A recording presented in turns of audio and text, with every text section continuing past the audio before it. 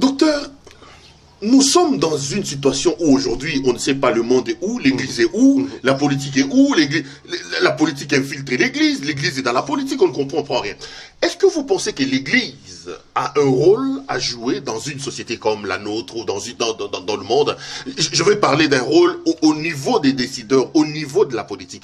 Est-ce que l'église peut entrer dans la politique? Est-ce que l'église a un rôle à jouer par rapport à l'administration d'un pays, par rapport au fonctionnement d'un pays? J'ai aimé beaucoup l'administration. En fait, le rôle de l'église, c'est aider le politicien, aider ceux qui dirigent le gouvernement, ceux qui dirigent le pays, leur donner des conseils afin qu'ils puissent ériger des lois qui vont aider le peuple à aller dans le sens positif.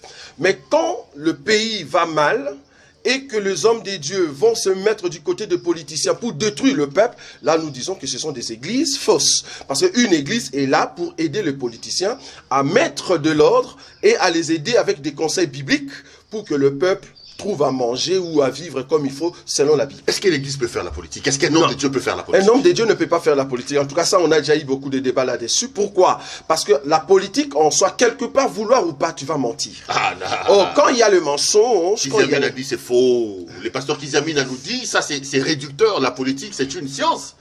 L'art de gérer la société. Oui, mais là... la politique, c'est comme un médecin, c'est comme un avocat. Là, il va dans le sens des études. Quelqu'un qui a fait la politique comme étant étude.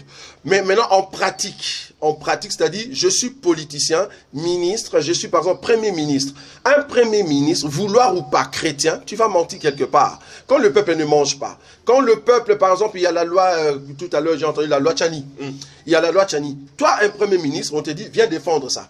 Or, dans ton cœur, tu sais très bien que cette loi est positive pour le pays. Mais malheureusement, étant premier ministre, tu vas mentir quelque part alors que tu es chrétien. Tu peux être président de la République chrétienne. Moi, je me dis, en tout cas selon la Bible, c'est très difficile de trouver un président chrétien. C'est pas possible. Ou bien tu vas en fait, tu fais semblant d'être chrétien. Ça bouleverse quand même ce que nous entendons. Parce que ici, on nous fait gêner pour que le Seigneur nous envoie des autorités chrétiennes, pour que nous ayons un président chrétien, pour que... Vous dites que c'est impossible. On ne peut pas être président de la République et être chrétien. On voulait faire de Jésus un roi. Il a dit non, ce n'est pas les temps, ce n'est pas les moments, parce que le diable dirige encore le monde. Un président chrétien aujourd'hui, s'il entre... grand maximum, c'est 6-7 mois. Il doit quitter. Pourquoi? Parce que quand il va mettre le valeur de la crainteté, on va le poursuivre ou soit on va le tuer. Pourquoi? Parce que tu es obligé de mentir quelque part pour garder le peuple assujetti. Parce que si on regarde le pays, notre pays, le Congo, si seulement il y avait un chrétien à la tête du pays, les choses vont changer du coup. C'est comme si c'était la magie. Mais c'est parce que quelque part, le monde est sous la puissance du malin. Donc, vouloir ou pas, les diables et tous ceux qui sont dans le franc-maçonnerie, ils vont pas vouloir que toi, un homme de Dieu, tu montes. Un chrétien qui craint Dieu, tu montes pour diriger un pays si beau comme le Congo. C'est pas possible. Donc, ça veut dire quoi? Ça veut dire que nous, les chrétiens, nous ne devons pas faire la politique. Nous ne devons pas devenir ministre. Nous ne devons pas devenir président de la République. Si tu deviendras un ministre, tu ne sauras pas mettre en valeur la qualité de l'homme de Dieu ou d'un enfant de Dieu. Pourquoi? Parce qu'à chaque fois que tu vas élever la parole de Dieu, il y aura toujours des gens qui, eux, ils vont dans leur réunion maçonnique, ils vont te dire, écoute, le monde aujourd'hui est dirigé par notre papa. Mais nous, on ne va quand même pas avoir peur de la franc-maçonnerie. La Bible dit, je vous envoie comme des brebis au milieu de loups. Merci. C'est Dieu lui-même qui l'a dit, non? C'est une bonne écriture. Est-ce qu'on va vraiment avoir peur de ça? Je vous envoie comme des agneaux au milieu de loups. C'est-à-dire, il y a beaucoup de loups, mais vous êtes minoritaires. Donc il faut laisser... Donc, je peux aussi être un agneau parmi les loups dans la politique. Oui, mais je fais luire la gloire du Seigneur. Ils vont te dévorer, parce qu'ils sont nombreux, c'est ça le problème. Donc Dieu ne m'a pas dit qu'ils vont me dévorer, non. Ils vont dévorer tes lois, ta position, ta façon de penser positivement, ta façon d'aider la nation. Ils vont dire, écoute, il faut laisser le peuple souffrir. Si tu veux aller loin, il faut que le peuple souffre. Ça veut dire quoi si je vous entends parler? C'est que notre président de la République a fait faire une dédicace de la République entre les mains du Seigneur, tout ça. Pour vous, c'est des tralala alors? C'est une formalité. Parce que lui, il doit d'abord se mettre dans la peau d'un chrétien. Il doit prouver au monde qu'il n'est pas un musulman, il est chrétien. Ici, je suis en train de parler de la crainteté non comme étant une identité, mais je parle de la crainteté comme étant une formalité par rapport à notre président. Si c'était une identité, j'aimerais vous dire, si c'était une identité par rapport à notre président, beaucoup de choses, rien que dans une année ou 2 ans, ça allait changer. Si ça ne change pas, c'est parce que c'est une formalité. Je dois montrer au monde que moi, je ne suis pas musulman, je suis chrétien. Mais si c'était une identité chrétienne comme nous sommes en train de le prôner, vouloir ou pas, tu vas quitter à l'espace de 6-7 mois. C'est quand même méchant. Vous n'avez pas un thermomètre pour juger la chrétienté des gens, quand même. Je suis en train de voir ce qui est dans la Bible. Dans la Bible, je vis des hommes de Dieu comme David.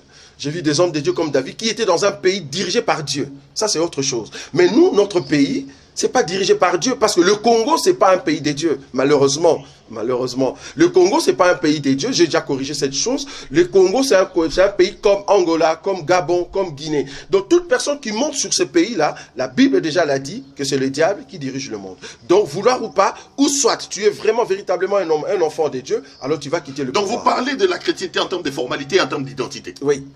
Ça, c'est quand même profond. Il y a des gens qui, pas formellement, veulent montrer qu'ils sont chrétiens, mais l'identité, ils vivent pas ça. Malheureusement. Pasteur, on va peut-être finir tout ça pour qu'on rentre dans notre sujet. Vous suivez le débat des confessions religieuses. Dodo Kamba, Église des Réveils a dit, Ambongo a dit, Tel a dit, autour de la question du choix du président de la Commission électorale de son indépendance. Comme un homme d'église, vous êtes déçu, vous êtes choqué, vous vous dites, c'est l'accomplissement de la prophétie, de voir autant de divergences, autant de haine, autant de complications dans le milieu des gens qui disent être les hommes de Dieu. Ce qui est déjà farouche dans tout cela, c'est que les hommes des dieux vont élire au fait un homme qui va décider au fait, qui a entre ses mains le destin de tous les Congolais. C'est-à-dire, en 2023, ça sera un homme que les hommes des dieux ont choisi, soi-disant c'est lui qui va au fait amener le peuple vers un président au fait qui sera entre guillemets le bon. Mais il faut comprendre que c'est politiquement qu'ils vont en juger. C'est ça le grand souci. Or, les hommes de Dieu ne peuvent pas faire la politique. Parce qu'il faut comprendre, dans tout cela, il y a, sous le coulisses, il y a de paquets qui se distribuent. Ça, je n'aimerais pas entrer dans les détails. Mais étant des hommes de Dieu, nous ne pouvons pas aller jusque-là, choisir un homme, soi-disant c'est lui qui va diriger, ou peut-être celui qui va décider qui sera, au fait, le président de la République prochainement. Moi, personnellement, bibliquement parlant, je n'ai pas vu ça dans la Bible. Donc, un homme des dieux ne peut pas être dans ces rangs de ces hommes des dieux qui sont en train de choisir ces choses. Mais finalement, vous refusez tout alors. En fait, notre royaume avec vous, oui, comme l'impression que rien n'est bon, il faut tout réfuter. Tout est très bon pour nous, en fait. Si seulement vous savez que le royaume des cieux n'est pas le royaume de ce monde. C'est comme ça que je parle. Donc notre royaume ne dépend pas de tout ce qui se passe sur la terre, et surtout que nous ne dépendons pas de tout ce qui se passe sur la terre. Et plus grave, j'ai dit à un homme de Dieu que je ne suis pas noir, je ne suis pas africain, et que je ne suis pas congolais et je ne suis pas interien.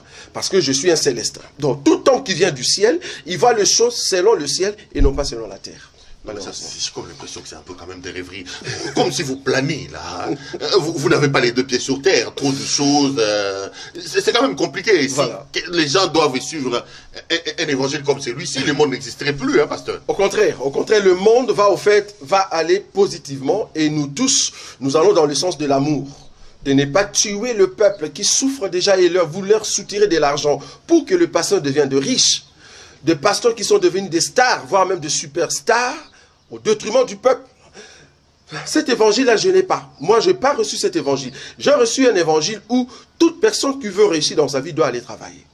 Ce n'est pas quelqu'un qui, on donne un évangile d'espoir, alors que le peuple souffre, et puis on est en train de soutirer encore de l'argent.